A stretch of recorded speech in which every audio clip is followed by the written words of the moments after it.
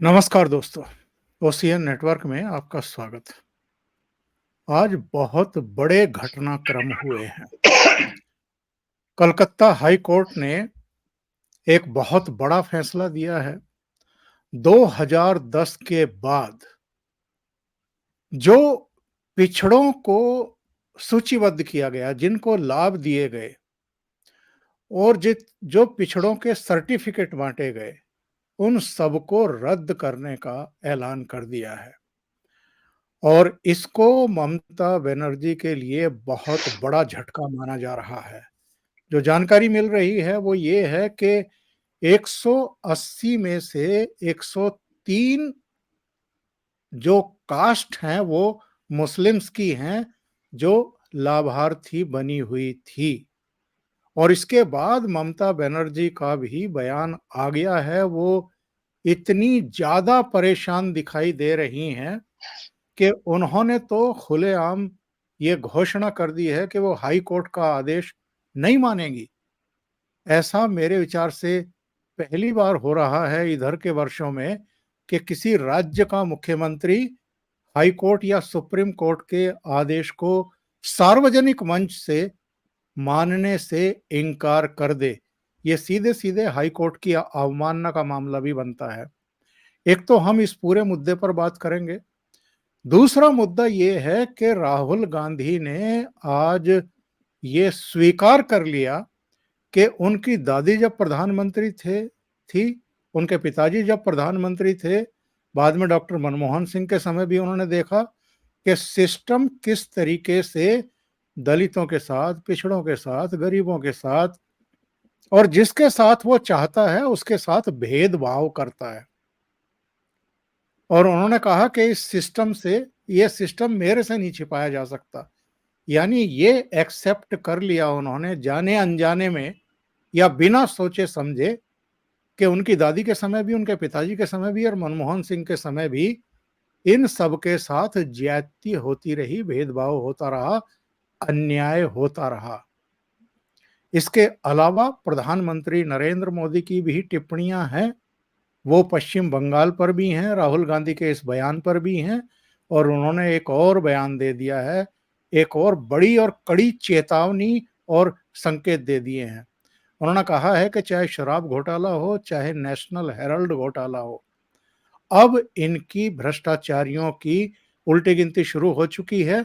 और उनके तीसरे कार्यकाल में तो और भी कड़े एक्शन देखने को मिलेंगे। तो मेरे साथ जुड़ रहे हैं सीधे प्रयागराज से डॉक्टर अनुपम मिश्रा जी।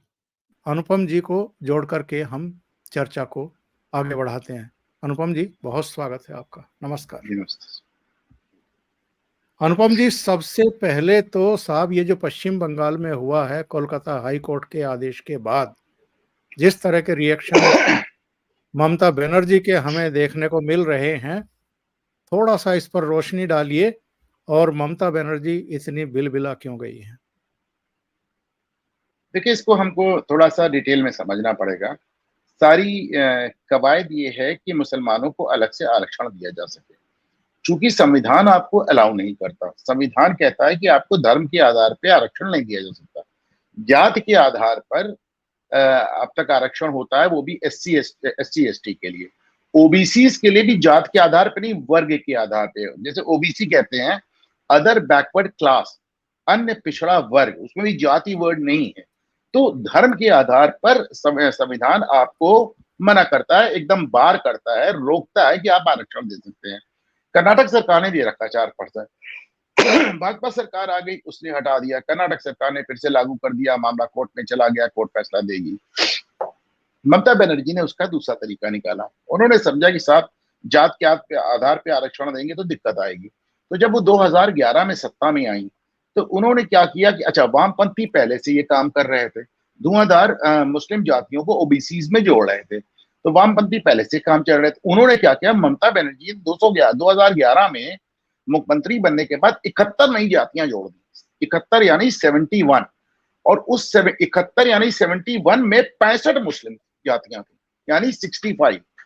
71 में 65, 71 में 65 जातियां मुस्लिम थी। तो साहब जो मेरे पास टोटल आंकड़ा है, अभी जो आप बता रहे थे उससे थोड़ा सा अलग है। पश्चिम बंगाल में कुल मिला के 179 जातियां ओबीसी डिक्लेयर है, 179, और उसमें 118 जातियां मुस्लिम। 179 में 118, 179 में 118, यानी 27% मुस्लिम आबादी जो वहां बताई जा रही है, उसको 68% आरक्षण मिल रहा है। 68, 27% Muslims are getting 68% reservation benefits। तो ये काम ममता बनर्जी ने किया। अच्छा, जब ये उन्होंने काम किया तो मैंने इस पे एक आज डिटेल ट्वीट लिखा है इसीलिए। तो जब उन्होंने ये काम किया तो इतनी हड़बड़ी में किया कि बस करो करो जल्दी जल्दी करो, हमें चुनाव लड़ना, ये वो। तो साहब जारी हो गए। हाई कोर्ट ने आज 2010 के बाद जितने बिन, अच्छा इसमें इन्होंने प्रक्रिया तक नहीं पूरी की। भाई आपको पिछड़ी जाति किसी को मानने के लिए एक आयोग बनाना पड़ता है, वो आयोग जाता है जातियों की सामाजिक शैक्षणिक पृष्ठभूमि देखता है, एक लंबा डिस्कशन होता है, उसके बाद ही आप एक रिपोर्ट सबमिट करते हैं, फिर उस रिपोर्ट को सरकार स्वीकार करती है, मानती है या नहीं मानती है, और फिर उसके आधार पे आप किसी को दलित पिछड़ा जो भी कोई डिक्लेयर करते हैं। इन्होंने क्या किया साहब, ममता बनर्जी डिक्टेटर का आज कह रहे हैं कल कर दो, तो साहब ना आयोग बैठा, ना कोई जांच हुई, ना कोई प्रोसीजर फॉलो हुआ, कोई तरीका नहीं फॉलो हुआ, सीधे सीधे कहा कि साहब 71 में से 65 लोगों को खट से पिछड़ा डिक्लेयर कर दिया। हाई कोर्ट ने सिर्फ ये कहा है, उन्होंने मुसलमान कुछ नहीं कहा, उन्होंने कहा है वो तमाम जातियां जिनको बिना किसी प्रक्रिया का पालन किए हुए, जिनको ड्यू प्रोसेस बिना फॉलो किए सीधे आपने ओबीसी डिक्लेयर कर दिया, हम उन सारे प्रमाणों को रद्द करते हैं। हाई कोर्ट ने इसमें एक काम और कहा है ओंकार जी, आपको याद होगा अभी जब पिछली बार कोलकाता हाई कोर्ट ने 25,000 नियुक्तियां रद्द कर दी थी, साहब खुलेआम बेईमानी, सुप्रीम कोर्ट ने उसको स्टे कर दिया। तो इस बार हाई कोर्ट ने एहतियात लेते हुए ये कहा कि साहब अब तक इस पे जिसको नौकरी मिल गई, उसकी नौकरी नहीं जाएगी, लेकिन अब इनको पिछड़ी जाति नहीं माना जाएगा। समझिए, ममता बनर्जी रैली में कहती हैं कि वो सीधा जुडिशरी पे अटैक करती है, कहती हैं कि ऐसा नहीं है कि सारे जजेस खराब होते हैं, कुछ जजेस अच्छे भी होते हैं, पर ये जो आदेश हुआ है मैं बिल्कुल नहीं मानूंगी करते। अच्छा, ये पहली बार नहीं कर रही हैं, जब शाहजहां शेख को सीबीआई को सौंपना था तो भी नहीं इन्होंने माना था, इन्होंने हाईकोर्ट का कंटेम्प्ट किया था। इन्होंने तो जब ये नियुक्तियों वाला मामला आया था तो भी इन्होंने बड़े खुलेआम बयान दिए थे, वो पहले दिन से सब उनका चल रहा है। वो अलग बात है कि ममता बनर्जी है इसलिए चल रहा है कि मोदी विरोध में अगर आप पाकिस्तान और चीन को समर्थन कर सकते हैं, वो ममता बनर्जी तो फिर भी भारतीय। तो ममता अगर मोदी का कोई विरोध करे तो फिर वो कुछ भी कहे, हिंदुओं का एक वर्ग स्टालिन का समर्थन कर देगा, अगर वो कहेंगे कि सनातन धर्म हिंदू धर्म कोड है, वो भी मान लेंगे, क्यों, मोदी का विरोध हो रहा है। तो अभी एक मोदी विरोध एक पागलपन की लिमिट तक जा रहा है, तो उसमें आप ममता बनर्जी को सपोर्ट करें। अच्छा, ये बात आप वेस्ट बंगाल में जो हो रही है इसको मैंने कर्नाटक से जोड़ के बताया। आज प्रधानमंत्री ने एक बयान और दिया, प्रधानमंत्री ने जामिया मिलिया इस्लामिया का जिक्र किया। जामिया मिलिया इस्लामिया 1920 में एक यूनिवर्सिटी अंग्रेजों ने स्टैब्लिश की थी, बहुत ध्यान से।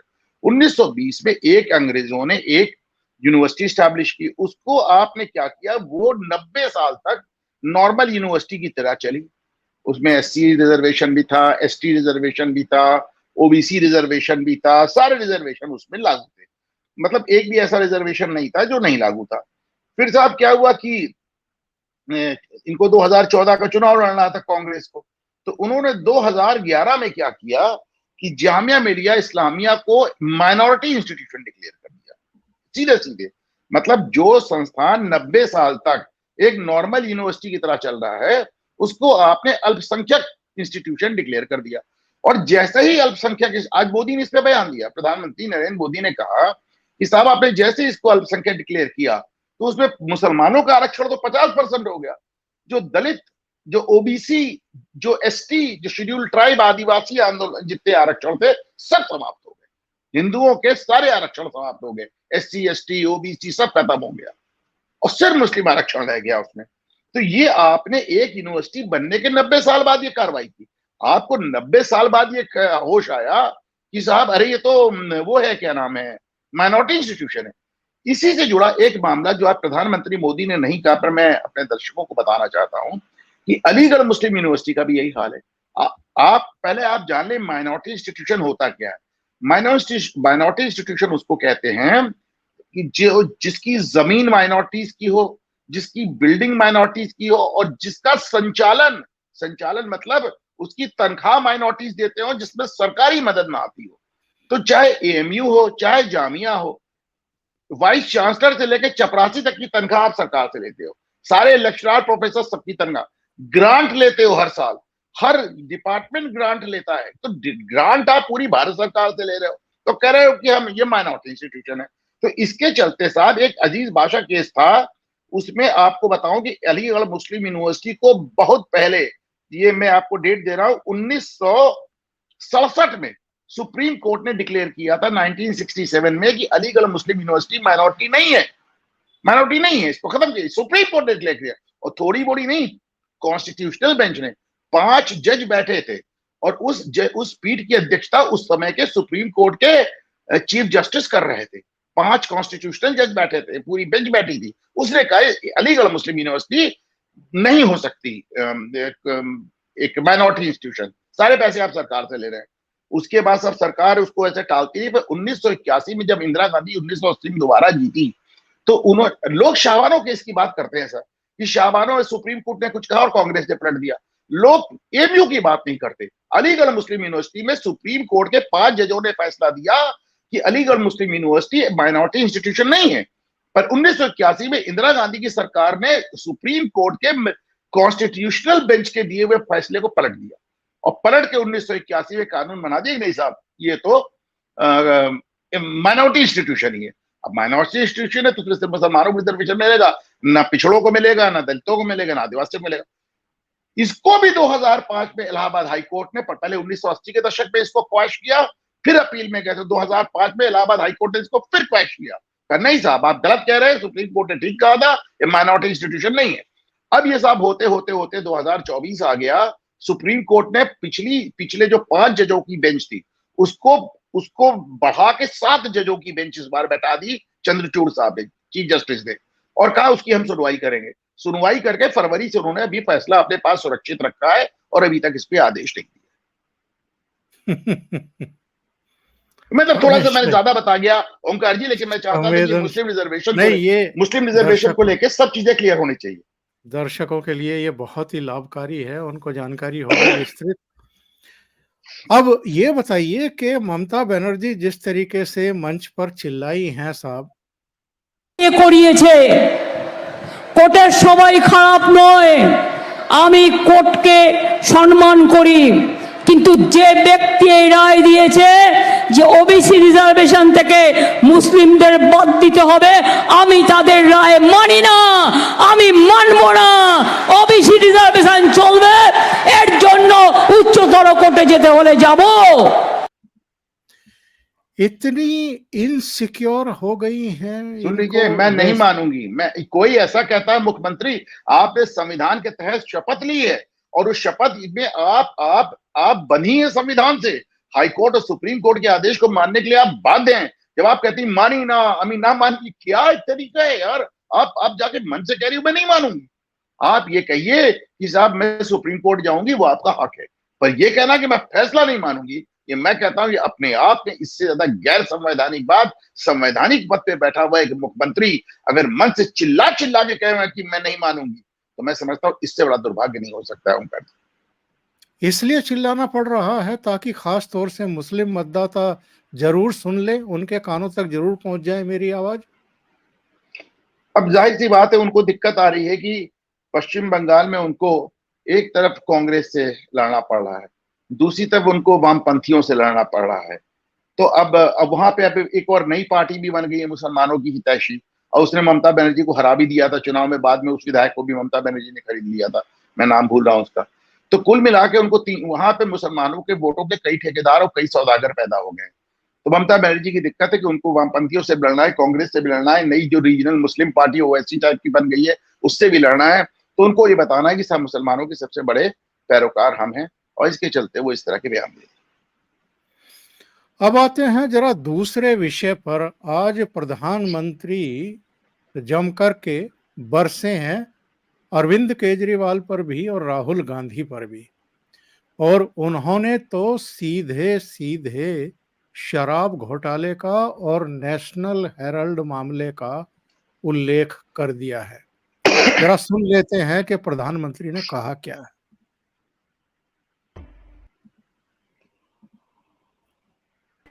कोलकाता हाईकोर्ट ने अच्छा, ये वहां का है, इसको सुन लेते हैं। अब घोटाले की कमाई हो या फिर नेशनल हेराल्ड घोटाला हो, भ्रष्टाचारियों से पाई पाई वसूली जाएगी। जिसने लूटा है उसे लौटाना ही पड़ेगा।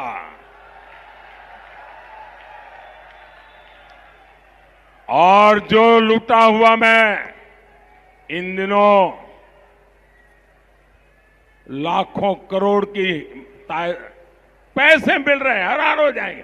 2200 करोड़ रुपया पकड़ा गया है। अकेले चुनाव डिक्लेयर होने के बाद 9000 करोड़ रुपया पकड़ा गया है। और मैं कानूनी सलाह ले रहा हूं कि ये जो पैसे हम जब्त कर रहे हैं वो किसी न किसी निर्दोष नागरिक के ही पैसे। किसी ने नौकरी के लिए पैसा दिया है, किसी ने नौकरी के लिए जमीन दिया हुआ है, किसी ने नौकरी के लिए अपना घर लिखवा दिया है। ये जिसके अभी ट्रेल मिलेगा, मैं देशवासियों को वादा करता हूं, अगर मुझे पक्का ट्रेल मिल जाएगा, हाँ ये पैसा उसी का उसके पास गया है, तो मैं ये पैसा उसको लौटाऊंगा। अनुपम जी, प्राइम मिनिस्टर ने शराब घोटाले का और नेशनल हेराल्ड का सीधे सीधे नाम लिया है और बाकी भ्रष्टाचारियों के बारे में भी कहा है कि उनकी इस तीसरी सरकार में इनको बख्शा नहीं जाएगा। ये खुला संकेत है, खुली चेतावनी भी है। मैंने तो साहब आपके प्रोग्राम में कम से कम 2-3 बार कहा है कि अगर नरेंद्र मोदी प्रधानमंत्री तीसरी बार बन जाते हैं तो नेशनल हेराल्ड का मुकदमा, जो कि सुब्रमण्यम स्वामी द्वारा शुरू किया गया था, सरकार या मोदी द्वारा नहीं, और जिसमें इनको हाई कोर्ट और सुप्रीम कोर्ट तक से रिलीफ नहीं मिली, जिसमें माँ बेटे सोनिया और राहुल दोनों को गिरफ्तारी करा के जमानत लेनी पड़ी। ये भी देखिए कितना बड़ा दुर्भाग्य कि भारत के प्रधानमंत्री बनने का दावा करने वाला व्यक्ति 420 के मामले में जमानत पे है। वो भी जमानत पे, उनकी माता जी भी 420 में जमानत पे, धोखे और फ्रॉड पे जमानत पे हैं। आप सोच के देखें जरा से ओंकार जी। तो मैं तो आपके शो पे कई बार कह चुका हूं कि इन्हें जो सबसे ज्यादा खौफ है इस बात का है कि साहब नरेंद्र मोदी अगर लौटे तो या तो हमें देश छोड़ के जाना पड़ेगा या नेशनल हेराल्ड वाले मुकदमे में हमें जेल हो जाएगी। इसी के लिए मैं आपको बार बार याद दिलाता हूँ कि किस तरह ये आम आदमी पार्टी के पिछलग्गू बन गए। आप सोचिए, दिल्ली में 4 सीट इन्होंने आम आदमी पार्टी को दे दी, खुद 3 पे, वो भी तब जब आम आदमी पार्टी ने पंजाब में इनसे समझौता करने से मना कर दिया। गुजरात में सिर्फ 1 सीट लड़ रही है आम आदमी पार्टी, उसने वहां भी कांग्रेस से समझौता करने से मना कर दिया। सिर्फ दिल्ली में आपको पिछलग्गू बना के रखा है। आप आम आदमी पार्टी के पिछलग्गू दिल्ली में बने हैं, आप अखिलेश यादव के पिछलग्गू उत्तर प्रदेश में बने हैं, आप तेजस्वी यादव के पिछलग्गू बिहार में बने हैं, आप ममता बनर्जी के पिछलग्गू बने थे, वो तो उन्होंने आपको पिछलग्गू बनाने योग्य भी नहीं समझा। तो आप हर तरह की बेइज्जती बर्दाश्त करने के लिए तैयार हैं। वो ललका के कहती हैं आपको 40 सीट नहीं आएगी राहुल गांधी को, उसके बाद भी आप अधीर रंजन चौधरी को नोटिस देते हैं कि खबरदार ममता के खिलाफ एक शब्द मत बोलना। तो आप इसको देखें ना कि आपने अपनी पूरी पार्टी को बेच के रख दिया है सिर्फ इसलिए कि हम जीते ना जीते। भाजपा जीत जाए कोई बड़ी बात नहीं है, भाजपा अगर जीते भी तो उसमें नरेंद्र मोदी प्रधानमंत्री ना बने, उन्हें इतना खौफ है ओंकार जी। और अनुपम जी, आज तो कमाल हो गया कि राहुल गांधी ने अपनी ही दादी, अपने ही पिताजी और डॉक्टर मनमोहन सिंह के कार्यकाल का एक तरीके से भंडाफोड़ कर दिया और ये स्वीकार कर लिया कि साहब मैंने सिस्टम को अंदर से देखा है, मैं जानता हूं कि किस तरीके से सिस्टम निचले तबकों के साथ अन्याय करता रहा है, करता है। उन्होंने खास तौर से दलितों, पिछड़ों, गरीबों और ये भी कह दिया कि ये सिस्टम के जरिए जो है किसको फंसाना होता है और किसको बाहर निकालना होता है मामलों से, ये भी मैंने देखा है। मैं सुनवा देता हूं, दर्शक भी जरा सुन ले। जब से मैं पैदा हुआ हूं 1970 जून 19, तब से मैं सिस्टम के अंदर बैठा। मैं सिस्टम को अंदर से समझता हूं। मुझसे आप सिस्टम नहीं छुपा सकते। कैसे चलता है, किसको फेवर करता है, किस प्रकार से फेवर करता है, किसकी रक्षा करता है, किसको अटैक करता है, ये सब मुझे मालूम है, दिखता है क्योंकि मैं उसके अंदर से आया हूं। प्राइम मिनिस्टर हाउस में जब दादी प्राइम मिनिस्टर थी तब था, पापा थे, मनमोहन सिंह जी थे, तब भी मैं जाता था, तो मुझे सिस्टम अंदर से मालूम। और मैं आपको कह रहा हूं, system is aligned against lower caste. मतलब भयंकर तरीके से हर लेवल पे। आप कॉर्पोरेट सिस्टम देख लो, मीडिया सिस्टम देख लो, ब्यूरोक्रेसी देख लो, जुडिशरी देख लो, एजुकेशन सिस्टम देख लो, मिलिट्री देख लो, जहां भी आप देखोगे 90% का पार्टिसिपेशन ही नहीं है। और आर्ग्यूमेंट बनाई जाती है, मेरिट की आर्ग्यूमेंट। अब ये कैसे हो सकता है कि अनुपम जी, क्या कर रहे हैं वैसे राहुल गांधी? अपने ही पूर्वजों को और कांग्रेस को, कांग्रेस की सरकारों को, ये तो सबको निवस्त्र करने में लग गए हैं और ये बता रहे हैं कि किस तरीके से। और इसमें एक सवाल और भी उठता है, इसका तो जवाब दीजिएगा ही।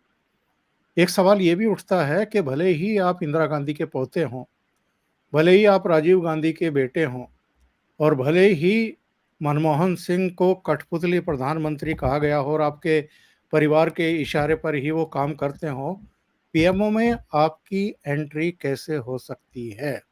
बात पीएमओ में एंट्री की नहीं है साहब, मैं यही बात कहने जा रहा था कि प्रधानमंत्री और कोई भी मंत्री पद और गोपनीयता की शपथ लेता है, पद और गोपनीयता की शपथ लेता है, और उस गोपनीयता की शपथ के तहत तो अपने परिवार वालों से भी चीजें नहीं शेयर कर सकता।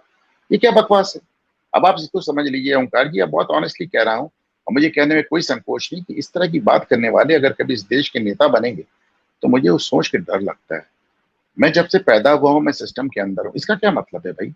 आपकी दादी प्रधानमंत्री थी, आप सिस्टम के अंदर घुस के देख रहे थे, आप पीएमओ के अंदर घुस के देख रहे थे, आपके पापा प्रधानमंत्री थे, आप सिस्टम के अंदर घुस के देख रहे थे। चलिए एक बार फिर भी मान लिया कि भाई प्रधानमंत्री मनमोहन सिंह थे, तो समय आप सांसद थे और आपकी माता जी ने एक ऐसी बॉडी बना रखी थी जो प्रधानमंत्री के भी ऊपर थी और वो उसके जरिए आप देखते होंगे। लेकिन ये क्या बात हुई कि मेरे पापा और मेरी दादी प्रधानमंत्री थी और मुझे सब मालूम है? ये कब तक इस तरह, एक तो ये अपने पापा दादी और नाना ये सब बात कब तक करते रहेंगे, मेरी समझ के बाहर है। अब बस हो गया यार। अब मैंने आज ट्वीट किया इस बारे में ओंकार जी, मैंने जिसमें लिखा हुआ है कि साहब 40-45 साल पहले कौन लोग थे, उनके जानने के बारे में कोई इंटरेस्टेड नहीं है। जो जानता भी है वो भूल चुका है, जिसको याद भी है उनकी जातियां ज्यादा याद है। तो अगर आपको सीरियसली राजनीति करनी तो पहले आप अपने परिवार खानदान की बात करना छोड़ें। और फिर जब आप कहते हैं कि मैं सिस्टम के अंदर पैदा हुआ हूं, तो फिर ये बहुत ही बेहूदी बात है कि आप सिस्टम में नहीं पैदा हुए थे, आप एक परिवार में पैदा हुए थे। सिस्टम एक अलग चीज है, परिवार एक अलग चीज है। आज मैं देख रहा हूं अरविंद केजरीवाल ने ट्वीट किया कि मेरे माँ बाप, बूढ़े माँ बाप से पुलिस पूछताछ करने आ रही है। अरे भैया, जब कहीं एक अपराध होता है, एक गंभीर अपराध होता है, तो वहां पे राह चलते लोगों से पूछताछ होती है। तो जाहिर सी बात है उस घर में जो माँ बाप, भाई बहन, आपके हेल्पर, नौकर जो कोई होंगे, सबसे पूछताछ होगी, आपसे भी होगी और सुनीता केजरीवाल से भी होगी। मेरे बूढ़े माँ बाप से पूछने आ रहे हैं। आपने तो अपनी मरी हुई नानी को यूज कर लिया था क्या कि मेरी नानी कहती थी कि राम मंदिर नहीं जाना चाहिए क्योंकि मस्जिद गिरा के बना है। फिर आपने अपने बूढ़े माँ बाप को ले जाके वहां खड़ा कर दिया, जो नानी कहती थी कुछ और, बूढ़े माँ बाप को आपने खड़ा कर दिया। आप जेल गए तो आपने अपनी पत्नी को यूज कर लिया, उनको मुख्यमंत्री के दिल से बैठा दिया। आपको जब 10 लाख रुपए महीने पे ट्रेडमिल चाहिए थी तो आपने अपने लड़के को यूज कर लिया, उसको दे दिया। और आज जब एक गंभीर अपराध हुआ है तो उससे बातचीत करने जा रहे हैं तो आप कह रहे हैं मेरे बूढ़े माँ बाप से बात करने आ रहे हैं। देखिए, परिवार अलग है, सिस्टम अलग है। आप सिस्टम में नहीं पैदा हुए थे, आप गांधी परिवार में पैदा हुए थे।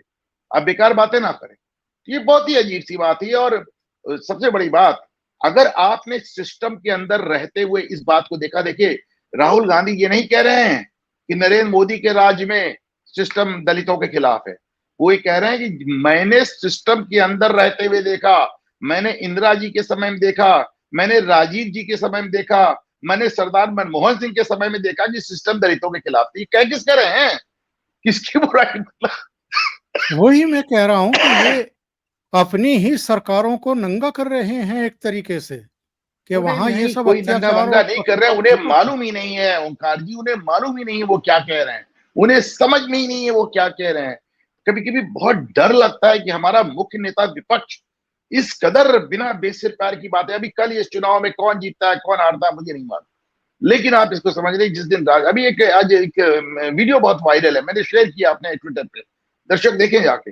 उसमें एक महिला से पूछ रहे हैं, एक मिडिल एज महिला 60 साल के आसपास की, उसे पूछ रहे हैं कि अगर राहुल गांधी प्रधानमंत्री बने क्या करूं? मैं तो सुसाइड कर लूंगा, मैं तो आत्महत्या कर हाँ, लूंगा वो राहुल। कह रही है तो कि मैं आत्महत्या हाँ कर लूँ। यस।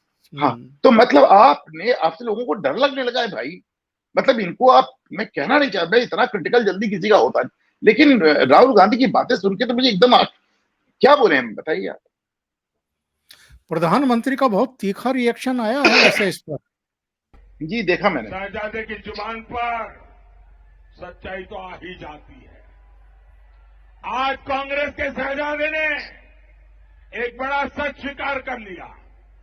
शहजादे ने मान लिया है कि उनकी दादी, उनके पिताजी, उनकी माताजी के समय जो सिस्टम बना वो दलितों, पिछड़ों, आदिवासियों का घोर विरोधी रहा है। कांग्रेस के इसी सिस्टम ने एससी, एसटी, ओबीसी की कितनी ही पीढ़ियों को तबाह किया।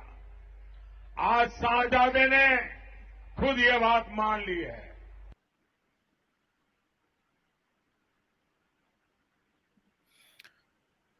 प्राइम मिनिस्टर ने तो सीधे इन पर अटैक कर दिया है। और मैं एक दूसरे पहलू पर आपका विचार जानना चाह रहा हूं। क्या हमें ये नहीं लगता कि राहुल गांधी जो है समाज में विघटन पैदा करने की कार्रवाई कर रहे हैं? बहुत सारे लोग पप्पू पप्पू कह करके खुश हो लेते हैं, लेकिन मुझे तो ये पप्पू नहीं लगते हैं कहीं से भी। ये बहुत चालाकी के साथ इस तरह की हरकतें कर रहे हैं। उस मंच का, उस पार्टी का उपयोग दुरुपयोग कर रहे हैं जो इनके बाप दादों की है, और बाप दादों की भी नहीं है। स्वाधीनता संग्राम में तो ऐसे ऐसे नेता इसके साथ जुड़े हुए थे, और बाद में भी, जिनका इस खानदान से कोई मतलब नहीं था और उनका नहीं, कद उसको इस तरह बहुत कहिए ऊंचा। सर कि जो इनके बाप दादों ने हाईजैक कर रखी। जी जी। तो ये उसका उपयोग दुरुपयोग कर रहे हैं देश को विभाजित करने के लिए, समाज को तनावग्रस्त करने के लिए, समाज को भी बांटने के लिए। मैं तो साहब हमेशा कहता हूं कि सिर्फ राहुल गांधी नहीं, कांग्रेस पार्टी का एक वो मूल मंत्र है कि रूल इट और रूइन इट, यानी हम इस पे राज करेंगे या इसको बर्बाद कर देंगे। तो उनका तो सीधे मूल मंत्र किया, तो हमें आप सत्ता में आने दीजिए, वरना हम इस देश को भाषा के आधार पर डिवाइड कर देंगे, अगले पिछड़े के आधार पे कर देंगे, उत्तर दक्षिण के आधार पे कर देंगे, पूर्व पश्चिम के आधार पे कर देंगे, जाति के आधार पे कर देंगे, नस्ल के आधार पे कर देंगे, और हम हर आधार पे इसके टुकड़े टुकड़े कर डालेंगे। या तो हमें आप सत्ता पे आने दीजिए, वरना हम इस देश में इतनी फॉल्ट लाइन पे। और जो बड़ी मजेदार बात तो ये है ओमकार जी कि अभी तो विपक्ष में है, जब ये सत्ता में थे तो सत्ता में रहते हुए इन्होंने देश के टुकड़े टुकड़े कर डाले, उत्तर दक्षिण अलग अलग कर दिया, पूरा पश्चिम अलग अलग कर दिया, इस देश को भाषा के आधार पे, रीजन के आधार पे, जाति के, नस्ल के आधार पे डिवाइड कर डाला। आर्यन इन्वेजन यानी आर्य आक्रांता जैसी एक फर्जी और मनगढ़ंत थ्योरीज ले आए। जिस जमाने में आर्यन इन्वेजन थ्योरी की बात करते थे जवाहरलाल नेहरू, जिस जमाने में उस पर लिखते थे, उस समय देश में एक ही आदमी था जो खड़ा होकर उसने कहा कि आर्य कहीं से नहीं आए, एकदम बकवास है, आर्य सब यही मूल निवासी हैं, और चाहे वो ब्राह्मण हो, क्षत्रिय हो, वैश्य हो, शूद्र हो, सब यहीं के मूल निवासी हैं। और वो इकलौता आदमी था बी.आर. अम्बेडकर। बिल्कुल सही है। एक और बयान आया है आज प्रधानमंत्री का, उस पर भी जरा चर्चा करते हैं। ये पापी की भागीदार है।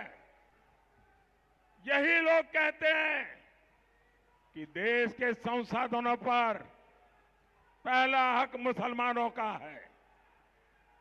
ये लोग लगातार सरकारी जमीनें वक्फ बोर्ड को दे रहे हैं, बदले में वोट मांग रहे हैं। ये लोग देश के बजट का 15% माइनॉरिटी के लिए रिजर्व करना चाहते हैं। ये लोग बैंकों से मिलने वाले लोन वो भी धर्म के आधार पर देना चाहते हैं। ये धर्म के आधार पर सरकारी टेंडर देना चाहते हैं। ये धर्म के आधार पर स्पोर्ट्स में खिलाड़ियों की एंट्री करवाना चाहते हैं। ये वोट बैंक पॉलिटिक्स की पराकाष्ठा है। अपने वोट बैंक को खुश करने के लिए ये लोग सीएए का विरोध कर रहे हैं। अपने इसी वोट बैंक को खुश करने के लिए इन्होंने देश भर में घुसपैठियों को बसा दिया है। यही लोग हैं जो दिल्ली के बाटला हाउस एनकाउंटर पर आंसू बहाते हैं। यही लोग हैं जो 3 तलाक के खिलाफ कानून उसका विरोध करते हैं। तुष्टीकरण में एक से बढ़कर एक है। अनुपम जी, जब मैं ये तेवर देखता हूं प्रधानमंत्री नरेंद्र मोदी के, मैंने इससे पहले इतना खुलकर बोलते हुए नरेंद्र मोदी को कभी नहीं सुना। 2014 में भी नहीं सुना, 2017 में भी नहीं सुना जब उत्तर प्रदेश के विधानसभा चुनाव हो रहे थे, 2019 और 2022 में भी नहीं सुना। 2024 में इतना खुल करके क्यों बोल रहे हैं? एक तो मुझे लगता है कि बेसिक कारण ये है कि वोटिंग परसेंटेज डाउन है अभी भी, और मुझे ये कहने में कोई भी संकोच नहीं है कि जब वोट परसेंटेज डाउन होता है तो अक्सर करके उसका मेजॉरिटी जो होता है वो भारतीय जनता पार्टी का वोट बैंक होता है।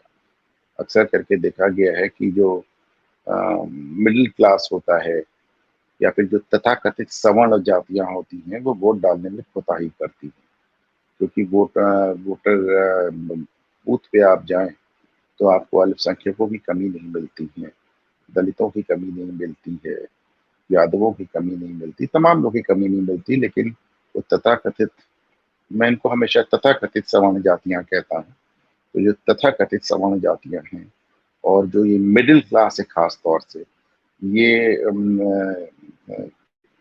इसका वोटिंग परसेंटेज हमेशा डाउन रहता है। तो अच्छा, गर्मी इतनी ज़्यादा है कि जिसकी कोई सीमा नहीं है और बड़े हीट वेव वगैरह चल रही हैं, और ख़ास तौर से हीट वेव उस इलाके में चल रही है ओंकार जी, नॉर्थ इंडिया में, जो कि यहाँ से बीजेपी स्वीप करती। तो एक तो मुझे लगता है कि प्रधानमंत्री अपने वोटर को जागरूक करना चाहते हैं, बताना चाहते हैं कि देखिए साहब कितना कुछ दांव पे लगा है, आपके आलस से काम नहीं चलेगा। बहुत बहुत धन्यवाद अनुपम जी, जुड़ने के लिए, इतना समय निकालने के लिए, ओशियन नेटवर्क के लिए और कई मुद्दों पर चर्चा करने के लिए। नमस्कार।